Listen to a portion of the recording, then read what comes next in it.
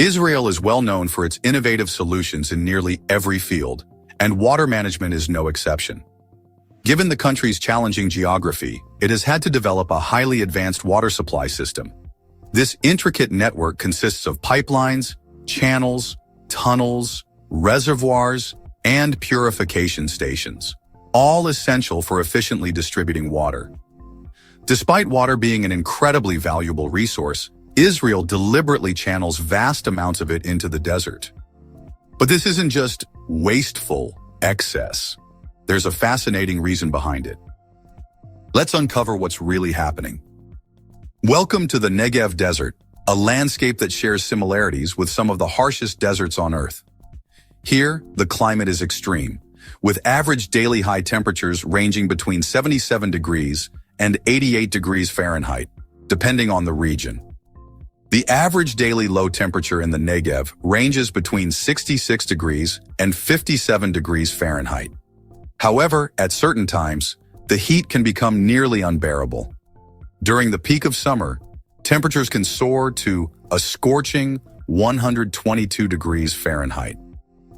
As for the landscape, the Negev is largely covered in vast stretches of sandy dunes. Some of the Negev's sand dunes can tower up to 100 feet high, alongside rocky, dusty mountains and deep craters. The sparse vegetation struggles to add variety to the landscape, consisting mostly of small bushes and the occasional short tree. But what's the biggest challenge the Negev presents for Israel? Let's take a closer look. The country's total land area is only about 8,100 square miles, making it relatively small, ranking 148th in the world by size. Meanwhile, the Negev Desert alone spans a massive 5,000 square miles, meaning this barren, arid landscape covers more than half of Israel's entire territory. With so much of its land seemingly unusable, Israel had to find innovative ways to make it productive. David Ben-Gurion, a key figure in Israel's history, repeatedly emphasized the importance of developing the Negev. Although he didn't live to see the dramatic transformations that would later unfold, his vision set the foundation for what was to come. But over time, the desert began to undergo a dramatic transformation.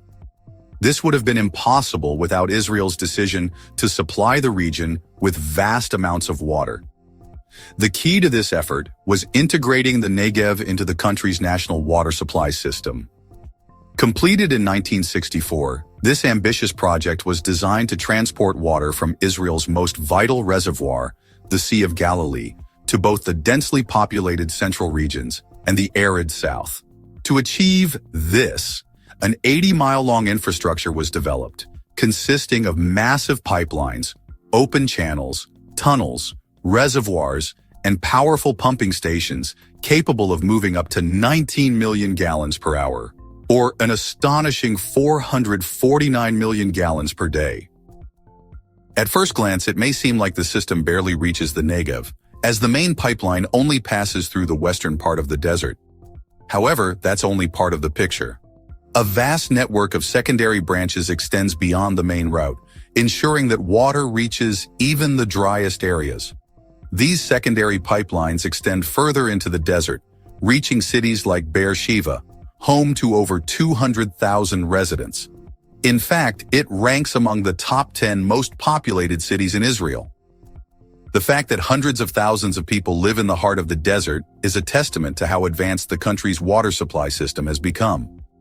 Thanks to this infrastructure, daily life in Beersheba feels far removed from the harsh reality of the surrounding dunes, where only camels and nomads once roamed.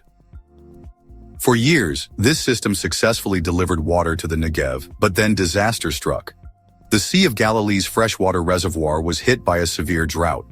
Water levels were constantly monitored, and it became clear that relying solely on natural sources was no longer sustainable.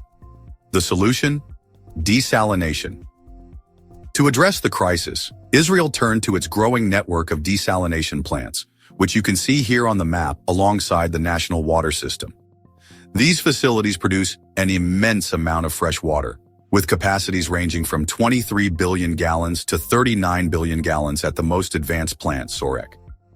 To fully integrate desalinated water into the system, Israel invested $250 million in new infrastructure, connecting each desalination station to the national supply network. The Sea of Galilee began receiving water from the Mediterranean Sea, while the dry and arid Negev desert was suddenly being supplied with hundreds of millions of gallons of previously unusable water. This transformation was made possible through Israel's advanced desalination and distribution systems, ensuring that even the most water-scarce regions could thrive. Beyond its sheer scale, Israel's main water supply system is also remarkably efficient. Water losses are kept to just 3%, a staggering achievement compared to other countries. For instance, the UK experiences a 20% loss, Bulgaria reaches 50%, and Romania struggles with a shocking 70%. This means that nearly every gallon of desalinated Mediterranean water is utilized to its full potential, making Israel's approach one of the most effective in the world. In addition to desalination, the Negev also taps into underground water sources, specifically the mountain aquifer. This natural reservoir has a safe yield, meaning the amount of water that can be extracted without depleting it, of approximately 95 billion gallons per year. However, despite this valuable resource, Israel as a whole faces a significant water shortage, and the Negev even more so. As of 2023, Israel has been extracting nearly twice the sustainable amount from the mountain aquifer, about 158 billion gallons of water per year. This level of extraction poses serious risks, as overpumping can prevent the aquifer from naturally replenishing, potentially leading to its complete depletion, especially given Israel's arid climate. But there's another problem with relying on underground water. Beneath the freshwater aquifer lies a body of salt water, which could seep in and contaminate the supply if too much water is drawn. To prevent this, both Israel and the Negev are shifting their focus toward advanced desalination technology, rather than continued over-reliance on groundwater. By doing so, they can ensure the long-term security of this critical resource while maintaining a stable water supply. The final major water source sustaining Israel and the Negev desert comes from an unexpected place: recycled water. Since the early 2000s, Israel has invested more than $750 million into wastewater treatment, constructing 67 large processing plants. Among them, 10 of the most advanced facilities now recycle over 56% of the country's wastewater. Just imagine the impact of turning previously discarded water into a valuable resource. An impressive 87% of all the water that flows into Israel's sewer system is treated and repurposed, an astounding achievement compared to the US, where wastewater reuse doesn't even reach 10%. At the heart of this reclamation effort is the Shafdan treatment plant located in the Tel Aviv area. Processing approximately 97 million gallons of wastewater per day, Shafdan plays a crucial role in Israel's water management system, with a portion of its treated water being sent directly to the Negev. This recycled water is transported through pipelines to irrigate nearly 60% of the vegetation in the desert, making life and agriculture possible in such an extreme environment. And now, we come to one of the most remarkable transformations Israel has achieved in its dry southern region. Thanks to desalinated water, underground reserves, and treated wastewater, Israel has successfully created a forest in the desert. That's right. A once barren section of the Negev has been turned into a thriving green space. This is the Yatir Forest, located in the northern part of the Negev, spanning an area of 11 square miles. What was once an arid wasteland is now home to thousands of trees, standing as proof of Israel's ability to harness technology to reshape its environment. But make no mistake, this forest wasn't planted just for aesthetics or to leave visitors baffled by the sight of a coniferous forest at the edge of a desert. Yatir Forest was created with a much bigger mission: to stop the desert from spreading. And it's working. Planted 60 years ago, the forest remains green, thriving, and effectively holding back the encroaching sands of the Negev. Beyond halting desertification, Yatir serves another crucial function. It acts as a natural barrier against carbon in the atmosphere. The trees in this forest are essentially a massive carbon sink, trapping significant amounts of CO2. In fact, for over 15 years, researchers have been studying Yatir's impact, and the results are astonishing. The forest absorbs an extraordinary amount of the carbon that contributes to climate change, making it an environmental powerhouse in the fight against rising emissions. Yatir forest's impact goes even further. It absorbs as much carbon as forests in wetter regions, proving that even in an arid climate, trees can play a crucial role in capturing emissions. But its benefits don't stop there. The forest also helps retain the rare rainfall that does occur in the area. By providing shade, the trees reduce evaporation, allowing more moisture to remain in the soil and contributing to a more stable microclimate. Given Israel's forward-thinking approach, it's no surprise that Yatir is also a hub for scientific research. The forest is part of NASA's FluxNet project, a global network of micrometeorological towers that monitor the exchange of carbon dioxide, water vapor, and energy between land ecosystems and the atmosphere. Additionally, the Arava Institute for Environmental Studies conducts agricultural research in the region, focusing on crops like dates and grapes, which are grown near Yatir. The goal? To develop resilient crops that can thrive in dry and salty conditions, potentially revolutionizing agriculture in arid regions worldwide.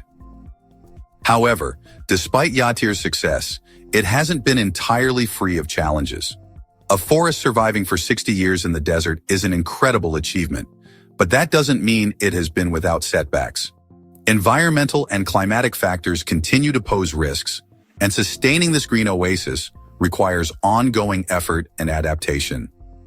Scientists have discovered that between 5 to 10% of Yatir forest has dried up and died due to a series of extreme droughts over the past decade. Unfortunately, the forest is struggling to recover, facing ongoing climate challenges as well as the constant grazing of sheep and goats, which eagerly feed on young pine saplings before they have a chance to grow. But beyond climate and grazing pressures, there's another issue, one rooted in the very nature of the land. While trees are often seen as a positive addition, they aren't always the best fit for every environment. The area where Yatir was planted was never a forest to begin with. Its ecosystem evolved to support shrubs and open landscapes, which are essential for local wildlife, particularly predators that rely on clear terrain to hunt. Additionally, the heavy machinery and herbicides used during afforestation have likely disrupted the fragile desert soil. This crust, once intact, was home to small plants, lichens, and fungi that served as a food source for insects, reptiles, and birds. By altering the landscape, the introduction of a forest has created both benefits and unintended ecological consequences. Still, despite these challenges, the Negev has more to boast about than just Yatir forest. One of its greatest successes lies in agriculture. In fact, while Israel as a whole is known for its agricultural innovation, the Negev's farming industry is particularly impressive, proving that even the harshest desert conditions can be overcome with the right technology and ingenuity. Israel has become one of the most efficient milk producers in the world, with an average yield of 3,430 gallons per cow, significantly higher than North America's 2,640 gallons and Europe's 1,580 gallons. But dairy farming is just one part of Israel's agricultural success story. When it comes to crops, the numbers are equally impressive. The country's tomato yield reaches an astounding 300 tons per 2.4 acres, far surpassing the global average of 50 tons. Citrus production is also exceptional, with 262 tons per 2.4 acres, outperforming North America's 243 tons and Europe's 211 tons. Despite the harsh conditions of the Negev, farmers cultivate a wide variety of crops, including sunflowers, wheat melons, chickpeas, pomegranates, almonds, and olives. But perhaps the most surprising achievement is the successful growth of cotton, one of the most water-intensive crops in a desert environment.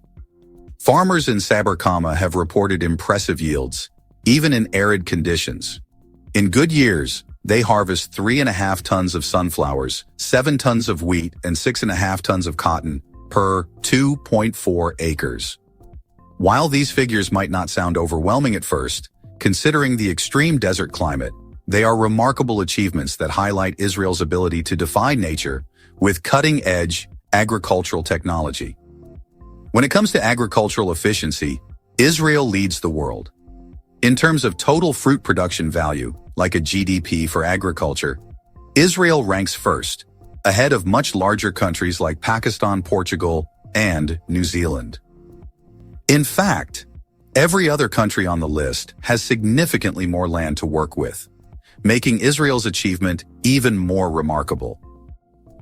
What's even more surprising is that more than half of Israel's territory is covered by the arid Negev desert.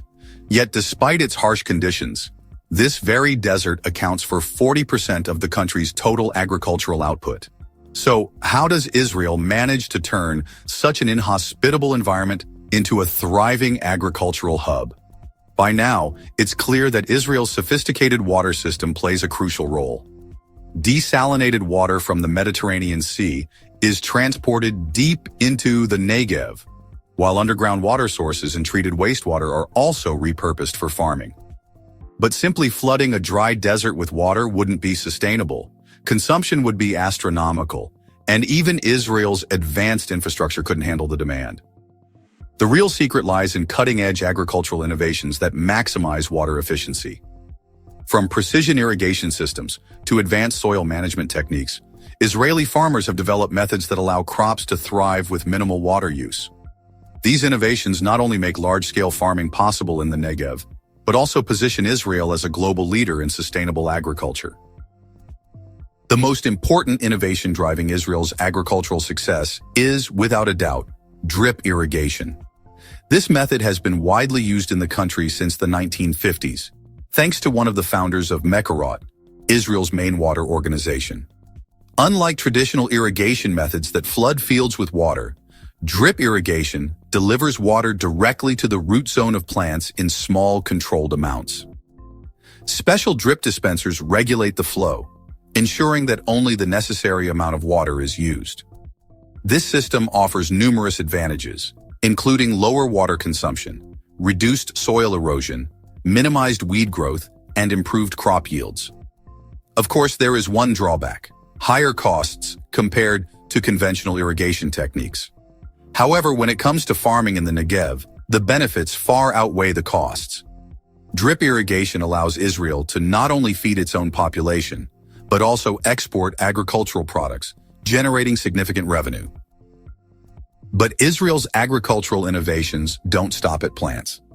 The country has also found a way to farm fish in the desert.